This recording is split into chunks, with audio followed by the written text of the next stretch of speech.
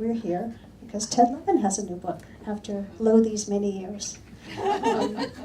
He almost needs no introduction to the people gathered here from the conversations that were going on before we started. And probably most of us have heard his insightful commentaries on VPR, including just last week. Ted has worked as a zoologist at the Bronx Zoo, a naturalist for the National Park Service, a wildlife biologist for the Audubon Society, and he's author of 3 books prior to this one. Blood Brook, Backtracking, and Liquid Land, all of which are very wonderful books, not all of which are still in print. And the last one, Liquid Land, won the Burroughs Medal for nature writing. And he also writes for numerous journals, Sports Illustrated, Audubon, National Geographic. But his newest book, America's Snake, The Rise and Fall of the Timber Rattlesnake, has earned an incredible amount of praise for only being out for a very short period of time. The Boston Globe featured it, and I'm just going to read a little blurb from the Library Journal review, which I thought said it better than I did. It says, "This book resonates with wit, love, and wonder, a feat considering the vexed reputation of its subject. Readers, perhaps even ophidiophobic." Right? Ones will come away with a fresh appreciation for a creature with a toxic bite and admonishing tail. So without further ado, help me welcome Ted.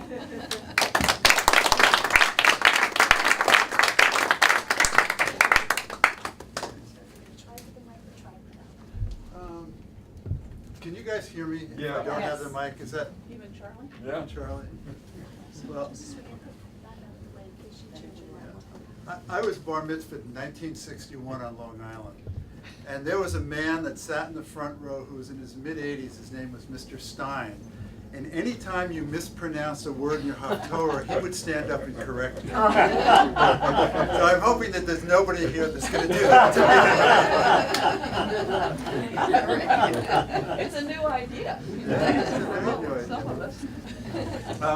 This book was probably, well, I guess I thought about this book probably 25 or 30 years ago, that someday down the line I would do it. But it really came into the forefront in 2007 when Audubon magazine gave me a self-generated assignment and sent me out to Elmira, New York to hang around with a postdoc named Rulon Clark, who was studying the social behavior of timber rattlesnakes. And he made the snakes for me come alive in a way that I never in a million years would have imagined. And that led to more and more and more and more. And the next thing you know, I've spent pretty much the biggest part of the last 10 years of my life, except for hanging around with my boys, studying rattlesnakes. And do you guys all know Alcott Smith? Mm-hmm. Yes. I would think a lot of you do. I dedicated the book to him, and if any of you decide to read it, you'll quickly see why. He's all through the book. He was a colleague. We dissected desiccated snakes on my dining room table. We autopsied rats that were bitten by captive snakes to see how the venom affected them. We went hundreds, literally hundreds of times into the hills of New York, New Hampshire, and Vermont, looking at snakes, talking about snakes, laughing about things we thought we knew that we really didn't know a thing about. So he introduced me to many of the characters that appear in this book. So what recommends timber rattlesnakes to me is their unique biology. And I'll give you a quick synopsis of who they are. They have the widest distribution of any venomous snake in the eastern United States.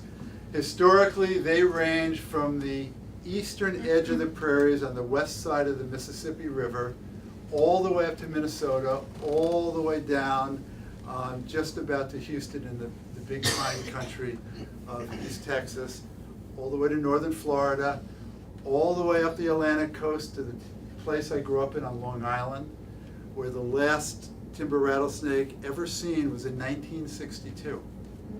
which was 1 year after my bar mitzvah, which is unbelievable. I had no idea I had thought that they had disappeared 100 years before that.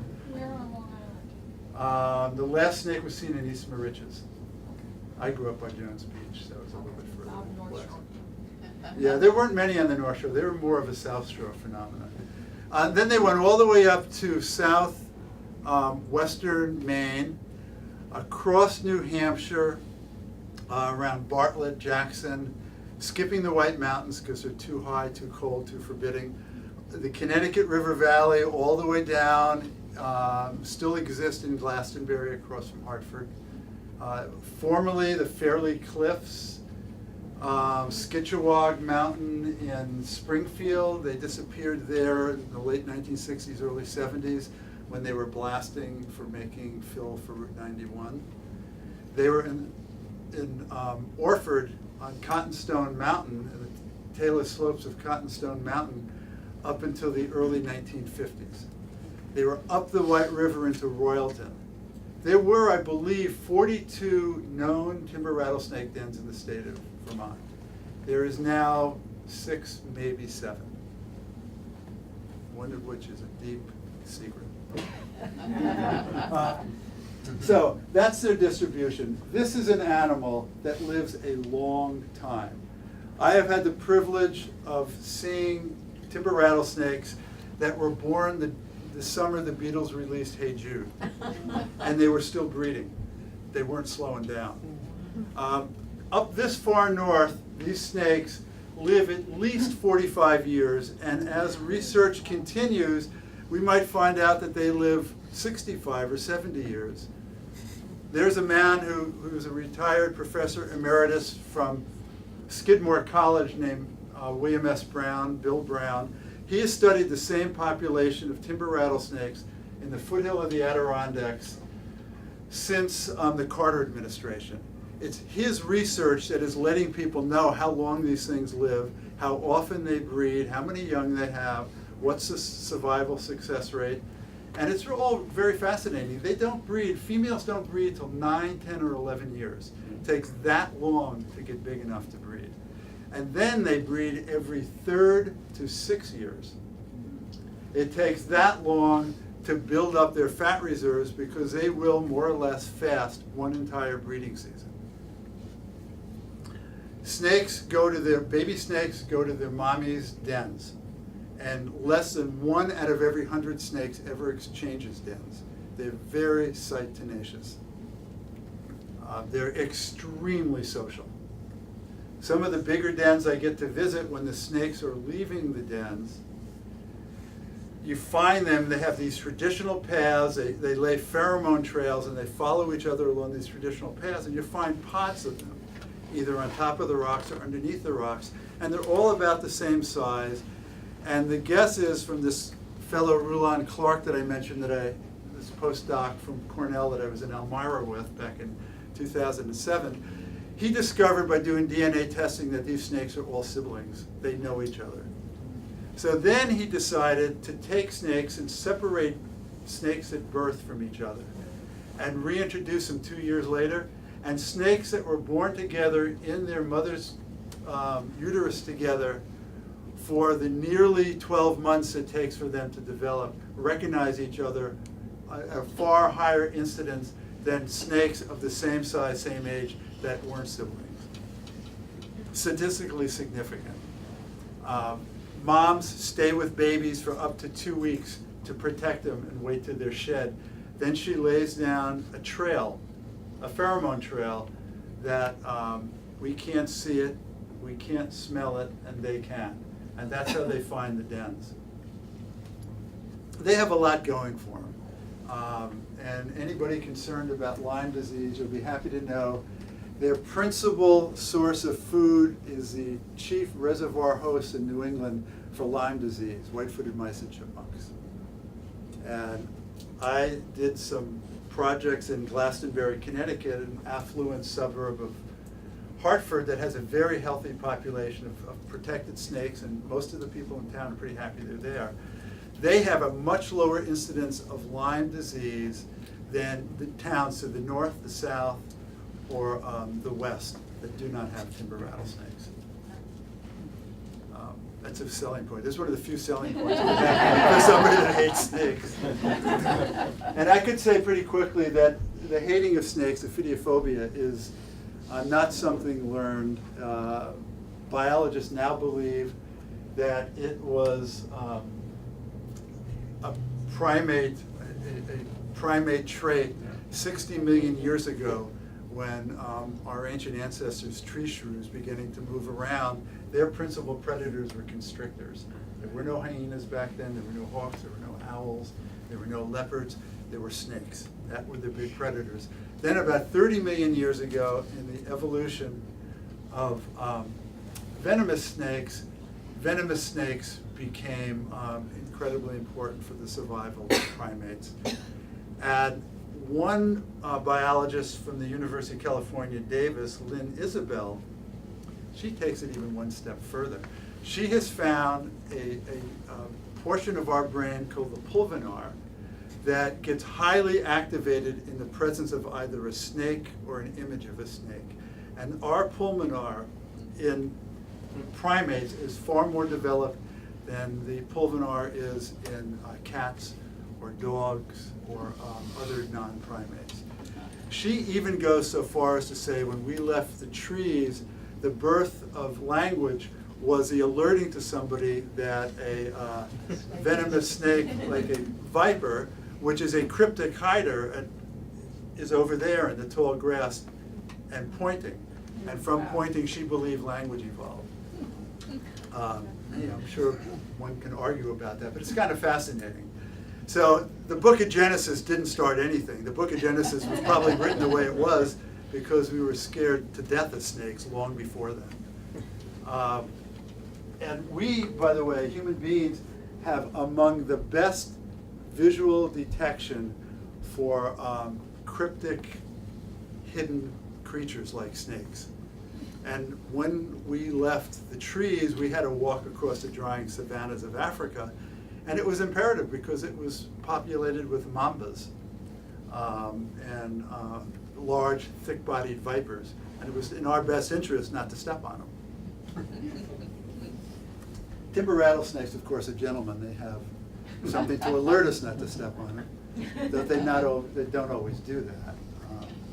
I once had lunch on a rock shelf and got up and it was raining, so I was putting my binoculars into my raincoat when the person I was with me pointed down to my boot, and there was a little year and a half old young of the year rattlesnake under my boot. His head was on one end and his tail was on the other end. And Alcott once stood on a rattlesnake without knowing it, and the snake, rather than biting him, hit him in the calf with the side of his head twice, as if to say, "Excuse me." They are not as vicious as you could possibly imagine. I don't handle them. I have never been bitten, and it's probably the biggest reason I've never been bitten. It's far more dangerous, their habitat in the Northeast, sliding tailless slopes. Yeah. That was Saturday. And I suppose if you landed on a snake, you might freak it out, it might bite you. But their venom is there for one purpose, and that's to procure a meal, because they're not very fast. The biggest source of their mortality in 21st century Eastern North America is automobiles, because they get scared when they feel the vibration of a car coming, and they just sort of freeze like this. And just takes one out of every 20 or so drivers to decide it would be fun to drive over it, and they don't make it to the other side. A road that sponsors 7,000 cars a day will not have a timber rattlesnake cross it. They'll get hit. And that's the case in Vermont, where there's a state highway.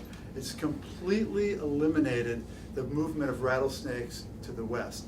They have to go up and over the ledge and go to the east now. So there is great secrecy in writing about, studying about, and talking about timber rattlesnakes. One of the biggest reasons is that they're beautiful. They are quite sought after on the black market. Some people in Asia and Europe will spend hundreds of dollars to have a timber rattlesnake in a cage, which I think is kind of sad. They look much better outside. But if you knew snakes and you went to these spots, you could come with a snake stick and a bag, and you could get 10 or 15 or 20. I mean, they're just there. They're very predictable, much more predictable than we are. So that's a real big issue. And then there's a set of people that want to go there and shoot them and kill them and drop rocks on them. So biologists, in order to let me work with them, were quite explicit in telling me that I could not divulge exactly where I was. I could not say exactly how many snakes were in their population. I could not say how many snakes certain biologists marked over the course of decades of study. I was forbidden. But that's okay. I mean, they're incredible. The fact that they are still here in the Northeast when we've lost wolverines, catamounts, and wolves, and golden eagles, and we still have timber rattlesnakes. They were the first snake in the New World classified by Linnaeus, first reptile of the New World, 1755, a snake caught on Murray Hill in Manhattan. And I know Murray Hill is an exchange number. Murray Hill 55300 was a Castro convertible phone number.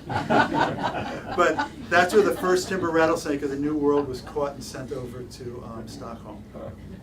They were the symbol of the United States Navy during the Revolution, don't tread on me. Now the symbol of the Tea Party. That was a timber rattlesnake on the flag.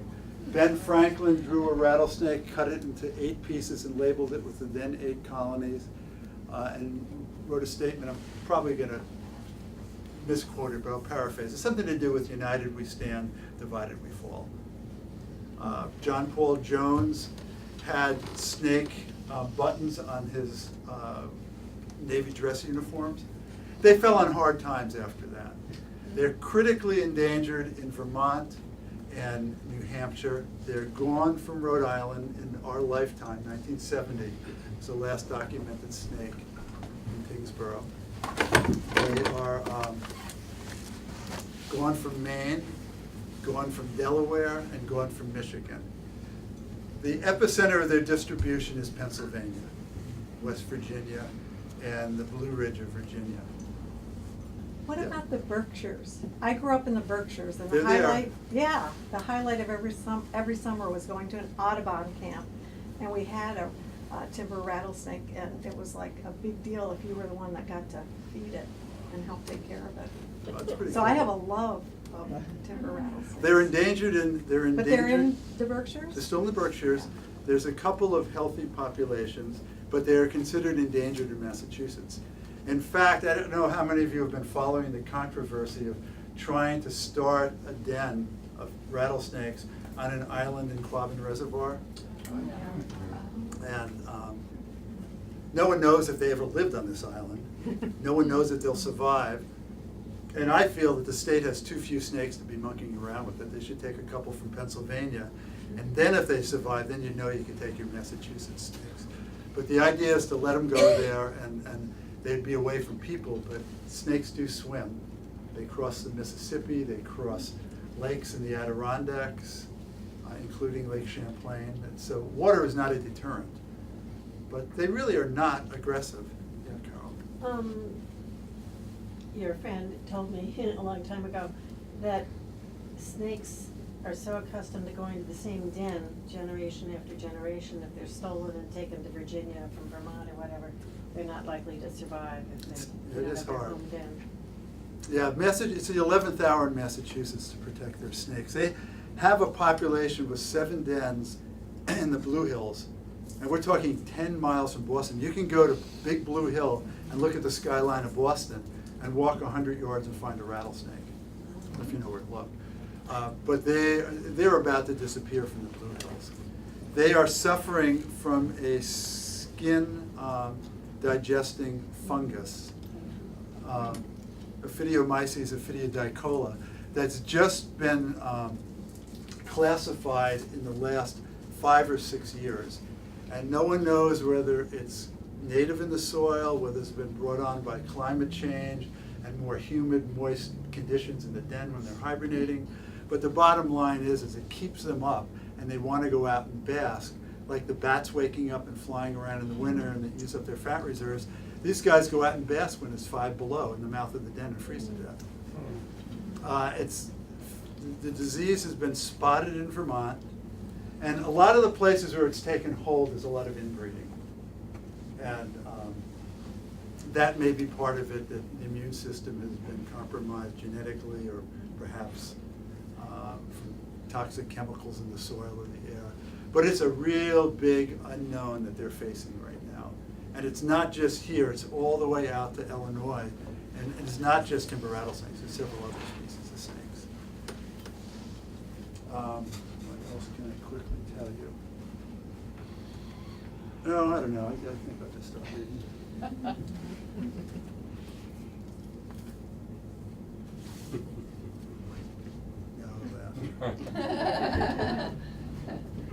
In autumn, I go to a certain talus slope above a wild brook to watch rattlesnakes. And I stay until the cool weather ushers them underground for the winter. I wish I could lead a field trip to a timber rattlesnake den. While trekking around the remote pockets of wildness where they live, I want to educate people about the true nature of the snake, gregarious and docile, and to share the sense of wonder I feel as I watch the last of the Northeast apex predators. Sadly, this isn't possible. Lethargic and predictable, timber rattlesnakes remain vulnerable to vandals and collectors and to a new age group called field herpers who handle snakes, digitally photograph them, and then post their exploits over the internet. Even scientific research, repeated visits by naturalists like myself, may cause snakes to bask less and to use less than ideal birthing sites.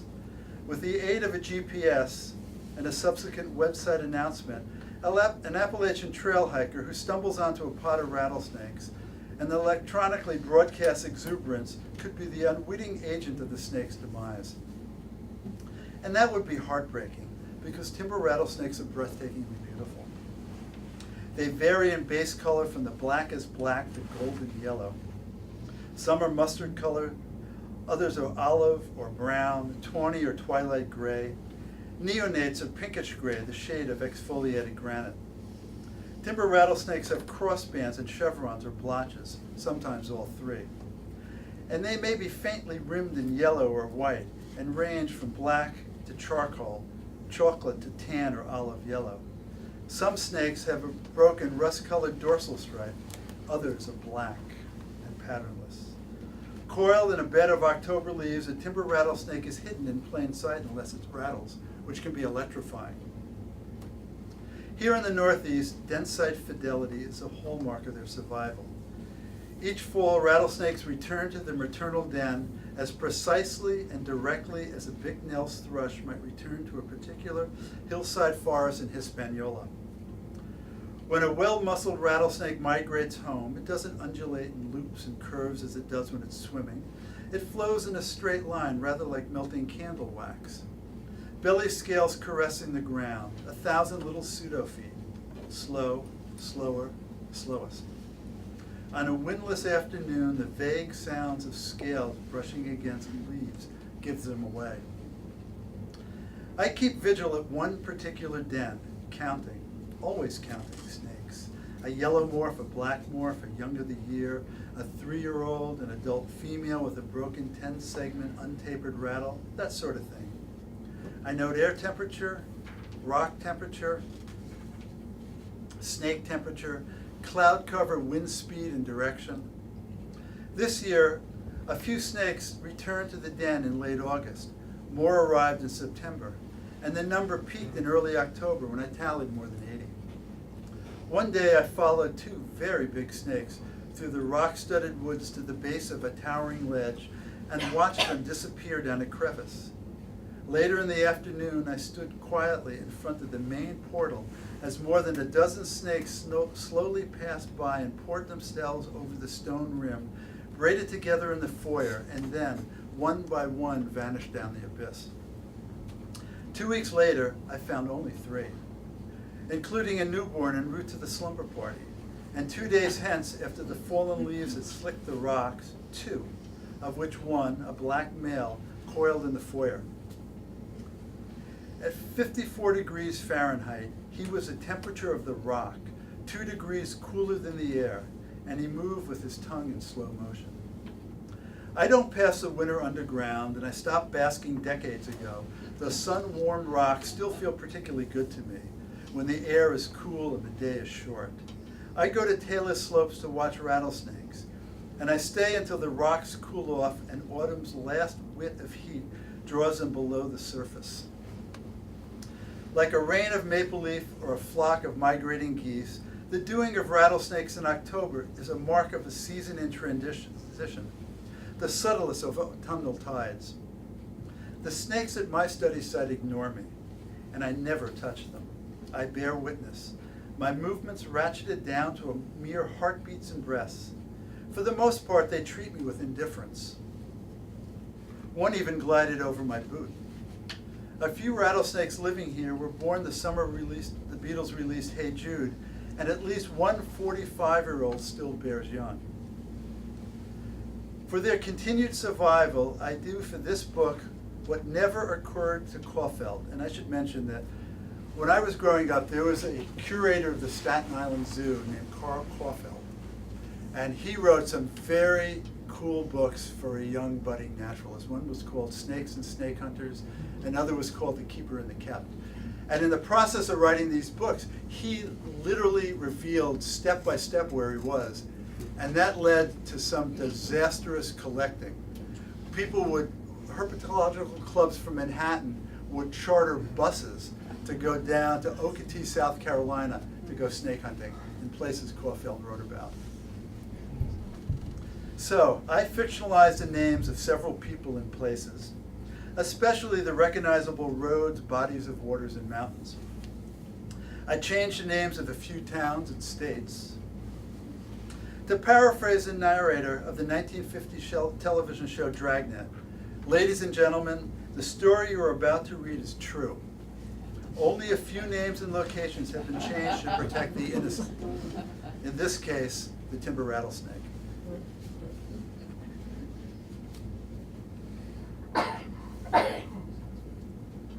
One unbearably humid afternoon last June, after 12 straight days of rain and periodic flash floods, Alcott Smith and I visited a tailless slope at our undisclosed site in the Northeast. Nothing on the rock pile was stable, certainly not the trees rooted in the thin soil at the base of the cliff, many of which had toppled over and lay crisscrossed like pickup sticks or leaned at precarious angles and seemed ready to fall at the slightest provocation. Walking along the upper talus a mile from our car at an incline 6 times steeper than a ramp for the disabled, Alcott dislodged a rogue boulder the size of a Volkswagen that smashed downhill 40 or 50 yards, transmitting a vibratory message to every rattlesnake within the immediate rock field. The very snakes we'd hoped not to startle, and sobering us as no snake ever had. Once the boulder settled in place, the thick, stale air reeked, a flinty, gunpowdery smell, the byproduct of intense frictional heat as rock ground against rock. Now, whenever we cross the talus, we go single file like first graders on a field trip. The only difference is we don't hold hands. Horizontal baby steps, never vertical. On talus, I strive to keep my balance and watch for rattlesnakes, often simultaneously. It's not easy. Imagine a skirt of fractured rock that begins at the foot of a cliff and slopes to ground level, which may be 200 yards away if the cliff rises 1,300 feet. A desolation of boulders, millions of rocks that peeled away from the precipice, each breaking apart as it tumbled down. It's all about weathering and gravity. The most massive tend to accumulate farthest from the source. Many tons of once out of control spark-spraying boulders, some as big as Buicks, bouncing downhill that eventually wedged against conspecifics, where they'll remain until the end of time. When a glacier gives birth to an iceberg, we call the process calving. But I know of no comparable term for the birth of a boulder. There ought to be, for the process must be louder, longer, and more odoriferous, and more destructive, unless you were a passenger on the Titanic. I've never witnessed a cliff-shedding rock, but I imagine it must be formidable. Smaller, lighter rocks collect higher up the slope, having either chipped off tumbling boulders or fallen directly from the cliff, splattering like pieces of broken ceramic. Older, larger rocks, those settled in places for centuries or longer, are weathered smoother, carpeted with lichen and moss, and stable to walk on, though you wouldn't want to fall into the unforgiving spaces between them. Boulders at the bottom of the pile are embedded in the earth and must dimple under the great weight of the rock. More recent additions to the pile are sharp-edged, barren, and unstable to walk on, particularly if the rocks are small. Hiking across Talus is like hiking across a slanted field of seesaws or up a mound of stone boxes. Any misstep may trigger an avalanche. Rain, particularly torrential downpours, makes Talus walking edgy. Rocks are slick and unstable, water having washed away whatever soil binds them together.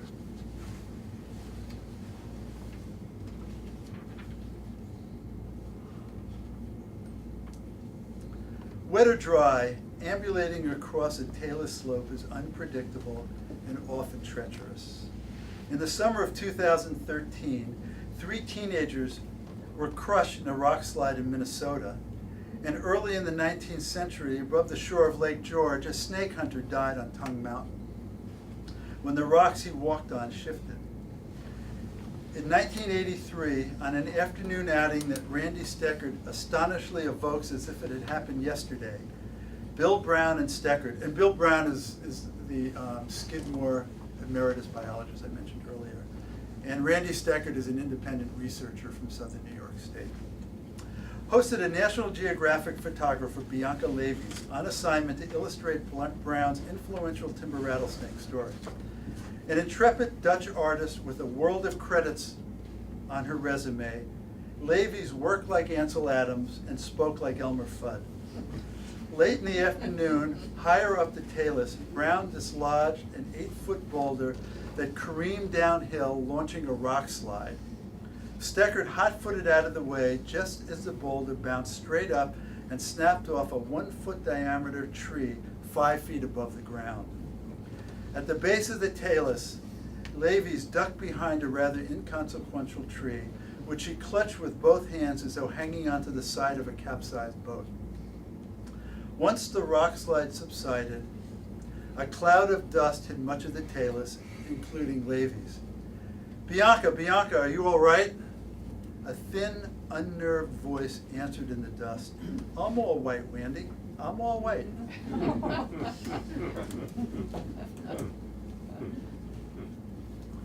On a recent late afternoon, the Talus is cool and barren, an empty temple of rocks, while the sun peeks through a translucent haze of clouds.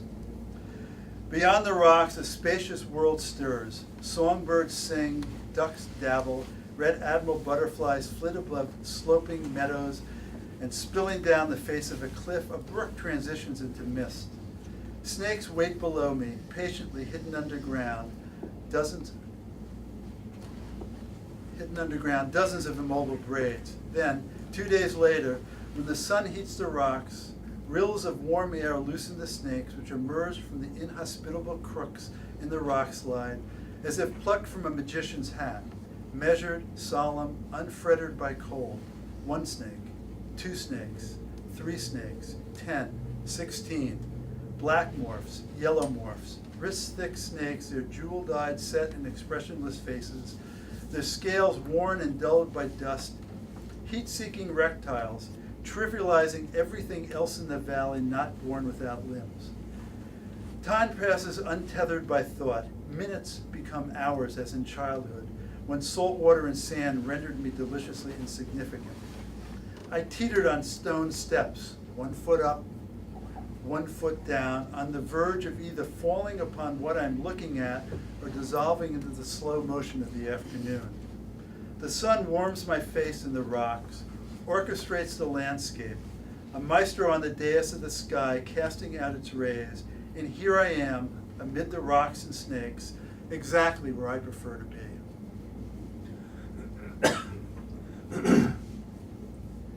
There's history among these fields of rock, untethered from the hand of man, a phenomenon more commonly experienced in the desert Southwest. As the day unfolds, the sun rises over the green hills of Massachusetts, heating the talus. Eventually, in accordance with both the temperature of the air and that of the rocks, as well as each snake's personal thermal itinerary, which varies with its state of health, digestion, gestation, and cycle of ectasis, rattlesnakes either appear on the surface or linger just below. If a snake is cool, it stretches out and basks. If it's too warm, it retreats into the shade of the rocks, of which there are uncountable options, exposing a loop or two in the sun, or none at all. For a fat-bodied, cold-blooded timber rattlesnake, a talus slope is a geographic heating pad with 1 million thermal gradients. There's a rock or a retreat for every occasion and for every snake, and rattlesnakes know the best rocks. Thick ones take longer to heat up, but also take longer to give up heat.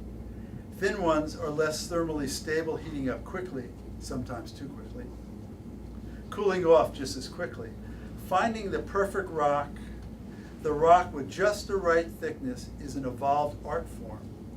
Just beyond a major den is a boulder capped by a narrow flat rock. Yearlings love the rock. It's the perfect fit. During ingress and egress, 3 or 4 snakelets squeeze under the cap, safely wedged in place. To see them, I bounce sunlight off a mirror to light up the darkness.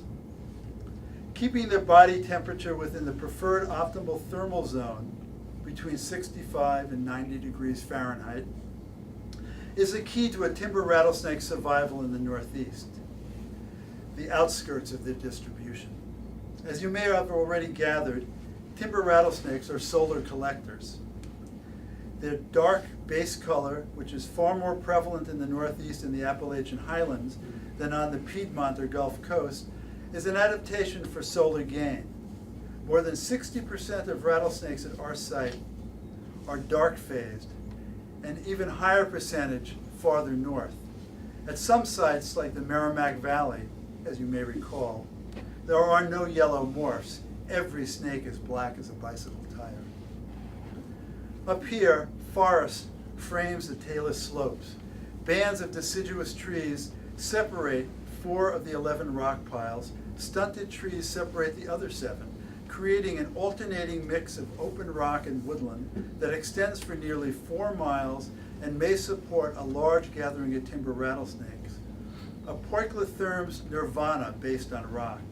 The friable wall of schist rises straight up 1,300 feet, more or less paralleling the brook, the beaver flowage, before tapering at both ends and fading into forest. Where the cliff becomes impassable, foot travel abruptly ends. A 100-foot-long lichen-encrusted nylon climbing rope, an artifact left by an old snake hunter, hangs down a chimney in the cliff like a pre-shed snake, a lifeline up and down the precipice, though my boys prefer free climbing.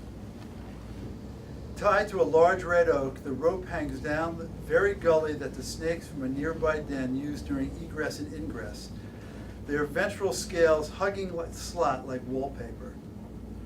Once a 4-foot rattlesnake was on the way up while Alcott began its descent. Alcott is hard of hearing. The snake was rattling, he didn't hear a thing. Smith paused for reflection, and the dispersing snake moved right past him and me. I was sitting 50 feet upslope, and disappeared into the next belt of talus. And on the last Memorial Day, when my son Jordan, ready for an ascent, reached down to grab the rope, a young of the year glided within an inch of his fingers. Unperturbed, both the snake and the boy carried on. We had discovered the rope late one evening the year before, and none too soon.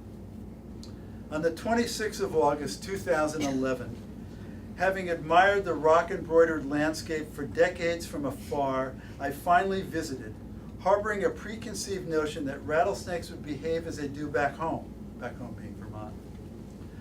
well above their tailless dens. No, I'm sorry, I've got to back up. On the 26th of August, 2011, having admired the rock-embroidered landscape for decades from afar, I finally visited, harboring a preconceived notion that rattlesnakes would behave as they do back home, where gravid females gestate on the rocks above the lip of the den, well above the tailless dens, as they've done for millennia. Armed with what turned out to be non-transferable knowledge, Alcott, Paul Jardine, and I climbed up the lower north end of the cliff and hiked southward for miles, breathless and mindful of the fragile nature of the precipice and the jumble of rock slides which fell away like a run of avalanches. Shaded outcroppings flanked by tufts of sedge and exposed ledge looked promising, but we encountered very few shelter rocks and fewer snakes, one to be precise, a skittish yellow morph, and one discarded skin. That was it. Far to the south, the cliff assumed knee-knocking height, and directly below it, a long, steep bed of talus sloped down to an emerald pond and a phalanx of cottonwoods. Standing on the edge, looking down into the valley, reminded me of standing on a roof of a Manhattan skyscraper, looking straight down into an elfin world where cars and buses appeared small and delicate and people ant-like. What the cliff and the building had in common, besides their dizzying height, was the chill they generated, which radiated through my body. Standing up here on the escarpment I didn't fully trust, I tried to imagine the landscape as a vulture might see it, the interplay of gray rocks, a ribbon of dark water and green hills.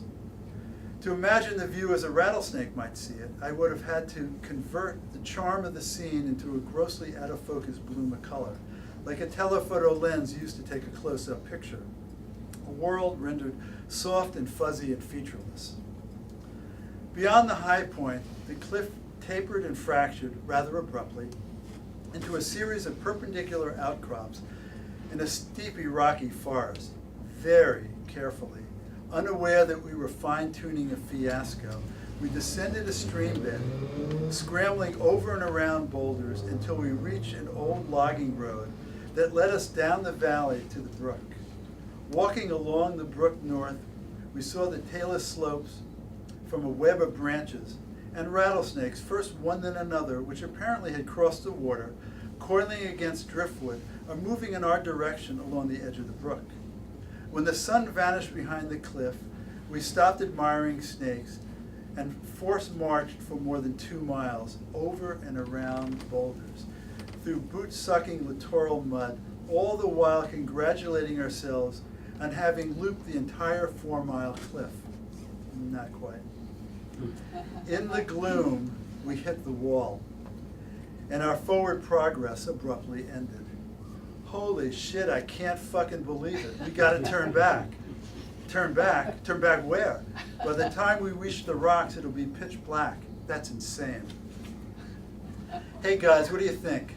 Let's just stay here and slug mosquitoes all night, announced Jardine with concise amusement, having distilled our choices to one. Paul Jardine is 30-something, single and fit, a crew-cut conservative with a well-seasoned sense of humor, adept at poking fun at his more liberal companions.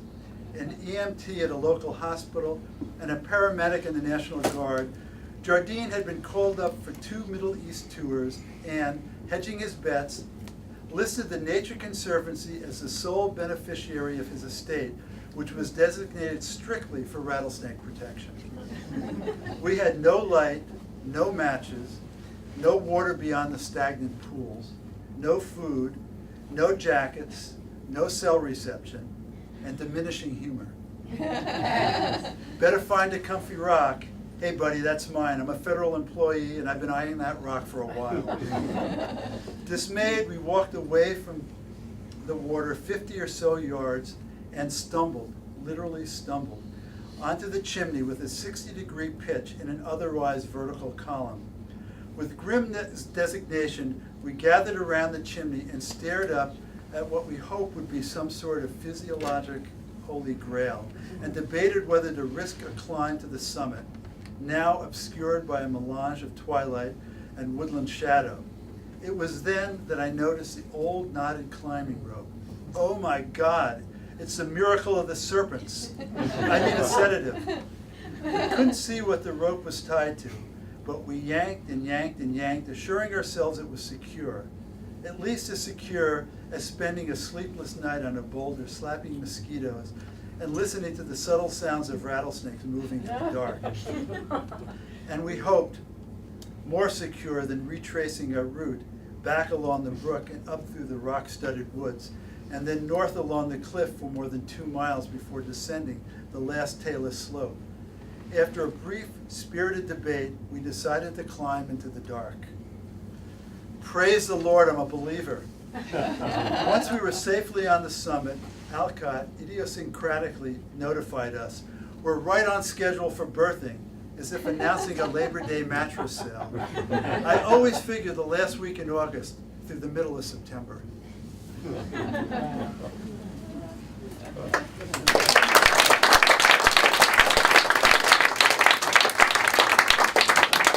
I'm more than happy to take questions or carry on reading. Yeah. I fell in love with a literary rattlesnake back in the early '80s because of a story that I think was in Harper's, maybe the Atlantic, it was a Western one, Life and Death of a Western Gladiator. And it was so beautifully written. It doesn't look like you'd know this. I was wondering if you did. Well, I forget the name of the James writer. Dickey wrote one that was in Esquire back in the 70s or 80s. And it was about hunting rattlesnakes with a blowgun. No. This Which was it was beautifully actually, written I too, used but- it for 15 or 20 years with 7th and 8th grade English classes as a model for what I called fictional research paper. In other words, the story itself was just beautifully researched, but of course, and it took the snake through its whole life cycle. And it was such a powerful piece of writing. It was almost biblical in its style, and kids loved it too. And I was hoping maybe you knew it, but anyway. No, I don't, but if you figure out what it is, I would like to know. I think it. I could find it I'd love to read online. Yeah, okay. Yeah, Charlie. Ted, hey, being that these creatures seem to live at least 45 years, is there any evidence that they keep growing their entire life? They do. They do, Slowly, they- tiniest of increments. But they do keep growing. And is there any evidence that rattlesnakes, or even other snakes, like some other reptiles, their eggs are temperature sensitive as far as gender is concerned? I've heard it with certain turtles and with crocodilians. Yeah. But not with snakes. Not with snakes, yeah. That doesn't mean it doesn't happen, I just Right. haven't heard about it. How long is an average rattlesnake, as long as that, Males are bigger than females because males get to grow year after year. Females hardly grow at all the year that they're going to give birth because they don't feed, they retain the babies, they retain the egg in their body, and they just stay and bask. are they 4 feet, 6 feet? I believe the largest timber rattlesnake ever measured was 72 or 3 inches, and it came from the Berkshires. And Raymond Ditmar is the curator of reptiles at the Bronx Zoo in the 1920s, measured it. Most of the snakes I see, if they get to be 50 or 54 inches, they're huge. And they would be decades old to get that big. And timber rattlesnakes tend to be bigger the farther south you go because they have a longer growing season.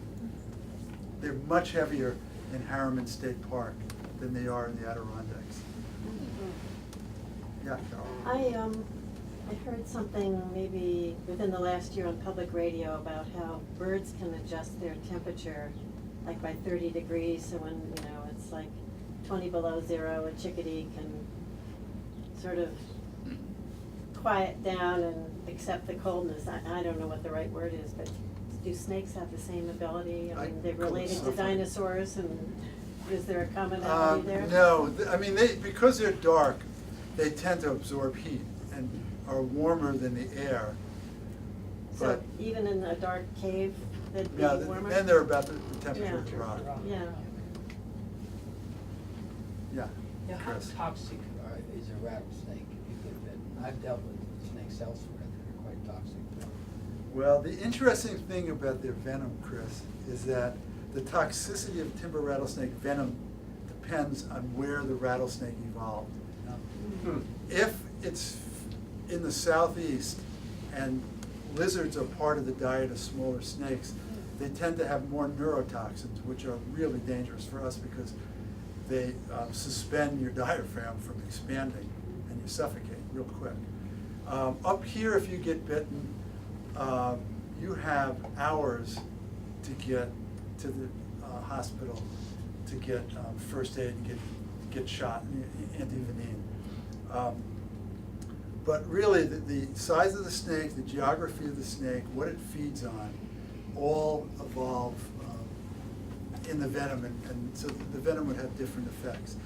But most of the people I've known that have died, that have been bitten by snakes since I started working on this book, happen to be allergic to protein in the venom, and they code it out like that. And so most of us would never know if we were allergic until you got bitten. And it's for that reason I carry an EpiPen with me. For me or for anybody I happen to be with. Carry what? An EpiPen. Same thing if you were allergic to a bee sting, so you wouldn't go into anaphylactic shock. Does the reaction happen even without a prior exposure? Yep. Wow. Can, and I've known it happen to people that have cleaned snake cages and hardly ever handled them. So Ted, so can you say a little more about what the snake's diet, how the snake's diet affects the toxicity of the venom? So why, if they feed on lizards, is their venom more toxic because of the speed of the? Yeah, lizard metabolism is much slower than rodent metabolism because rodents are hotter and warmer. They have much more rapid heartbeat, so it gets circulated. Uh-huh. And rodents are also bulkier, and the venom that's digesting the rodents is breaking down their circulatory system and their musculature, so that the snake spends shorter amount of time being vulnerable. Snakes are extremely vulnerable after they've fed because they're sluggish and they're not very active. And so by biting something, not only do they kill it, it runs off, they track it down and swallow it, but the venom begins to digest the mouse or the rabbit or the squirrel. And so when it's inside the snake's stomach, it's being digested from the outside from the stomach acid and on the inside from the venom that was injected into it. Yes. So when the snakes come back to the den, they follow their trail. If they're going the opposite direction, they follow the trail? They follow each other. It's And unbelievable. so they go to the same place, I mean, their lives are pretty restricted. They have the same basking sites, birthing sites, and they will change. If I was handling all these snakes that I see and catching them and tagging them or scale clipping them, as some biologists do, they would be less apt to be piled on top of rocks sitting in the sun. They would consider me like they do a red-tailed hawk or a horned owl, and so they would be probably eating less, digesting slower, take longer to gestate, because that's the way they would respond to any potential predator. How large do their home ranges get? They can travel up to 4.5 miles from the den. Yeah, so And how long would it take them to do that? all summer, they do a big loop. This year, the first snakes I saw on the 19th of April. And it was really warm, but remember how cold it got after the 19th of April? Nothing happened until Friday and Saturday. And then suddenly, there were a lot of snakes out, but they were all by the den. And by Saturday, they were beginning to move in the definite patterns that I didn't know they moved into across this waterfall.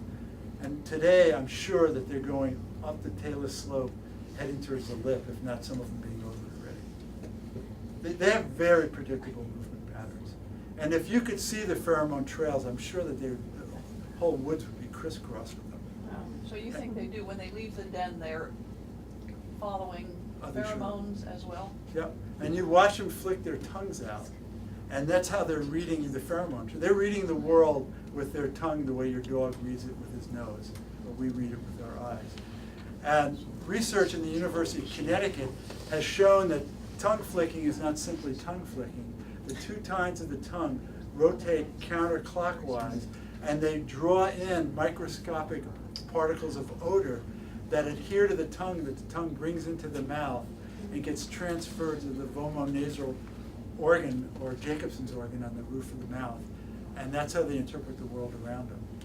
And they can read messages. They know when snakes have shed, when they have fed, what they have fed on, what state of heat, I guess you could call it heat, a female is in. Yeah.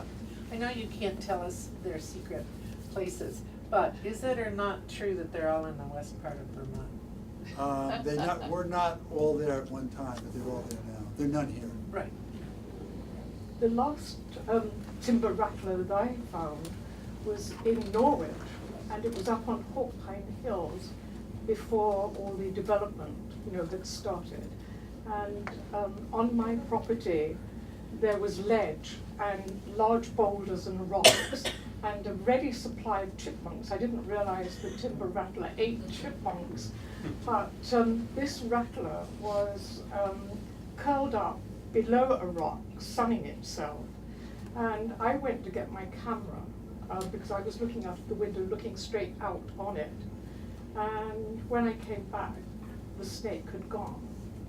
But I had mentioned this to people in the biology department at Dartmouth, and they said they hadn't heard of rattlesnakes still being... Do you remember Bill Ballard?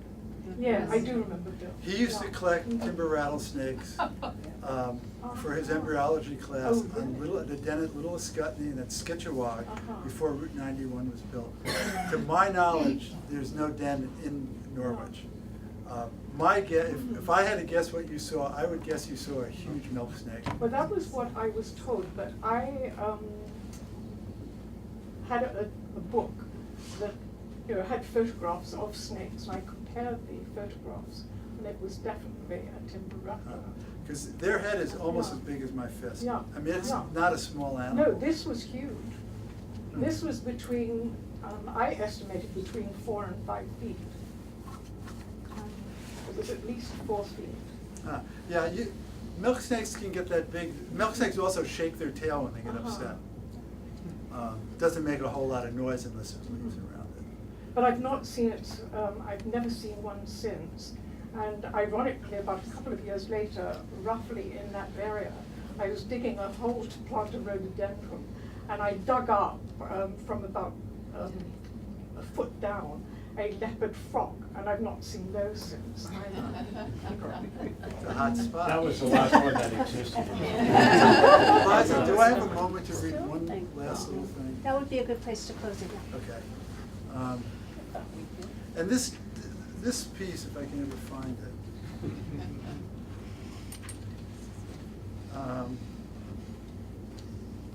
Sobriquet, right? No, sobriquet. Sobriquet. Yeah, I'm not gonna read that. Okay. You all know where Glastonbury is? Okay, the fact that they live in Glastonbury, to me, is just absolutely amazing. I mean, it's right across the Connecticut River from Hartford. Hartford, Connecticut. Yeah, Hartford. Your second question of the book, and I promise there are only 2, your second SAT question, I promise there's only 2 reads. Ecology is to blank as hydrology is to water. The only acceptable answer would be relationships. That is, the constellation of relationships between members of the same gene pool and relationships between the various species that live within the same biologic neighborhood. The study of ecology also includes the relationship of each species to the inorganic aspects of the world around them. Because living things have meaning in terms of what they do, I want to know, and since you've gotten this far in the book, I assume you want to know, what does a timber rattlesnake mean? That well-muscled 4-foot snake, the color of fallen leaves and patterned in sunlight and shadow, mobilized in loops and coils, hidden in plain sight, its chin resting against a fallen limb with saintly patience, a spring-loaded bomb waiting to be triggered by an infrared signal. What is the meaning of a life lived in the emptiness beyond our senses? In his poem Among School Children, William Butler Yeats asked, how can we know the dancer from the dance? Had Yeats's poem been titled Among Rattlesnakes, the text would have taken a different turn, but the essence would have remained the same. A timber rattlesnake and its dance, sometimes gradual, sometimes sudden, are inseparable, a union forged in the fires of natural selection, shaped by the cyclical comings and goings of glaciers that first isolated snakes in shrinking refuges in the deep south and later liberated them to spread northward into hospitable woodlands, draining and then refilling gene pools, shaped also by the piling of rocks at the foot of exfoliating cliffs, by the nature of the seasons and the fickleness of weather, and by the aura of every species that ever lived besides them, from mastodons to meadow voles. What does the timber rattlesnake mean to an eastern deciduous forest, or to a talus, or to the white-footed mouse or the hungry red-tailed hawk that hangs on a draft above a gestating site, its wings as level as Nebraska? What precisely does a timber rattlesnake mean to you? Is it a venomous echo from the book of Genesis? An unhinged reptile that escaped notice when God breathed life into the charred void? Or is it a traveler, an evolutionary passenger emerging from the midst of deep time on a singular journey of survival, procreation, and change, trimmed in the crucible of time and, in due time, eliminated? How would the herpetologist answer that question? The hiker, the turkey hunter, the herpetoculturist, the poacher, the snake handler, the philanthropist who seeks to protect their fracturing habitat of reptiles and amphibians, or the motorist who runs snakes over, or the outdoorsman who kills them out of ignorance, malice, or spite? How about a westbound Hartford commuter who crosses the Connecticut River on Bulkley Bridge from his or her residence in Glastonbury, where for perhaps 8,000 years rattlesnakes egressed down a shoulder in a nearby mountain, down nameless creases in the bedrock now called Laurel Grove Road and Bower Pond Road, where realtors are compelled to tell prospective homebuyers that every summer timber rattlesnakes may cross their driveway, bask in their garden, or copulate on the front lawn in an act of self-absorption that can last all day.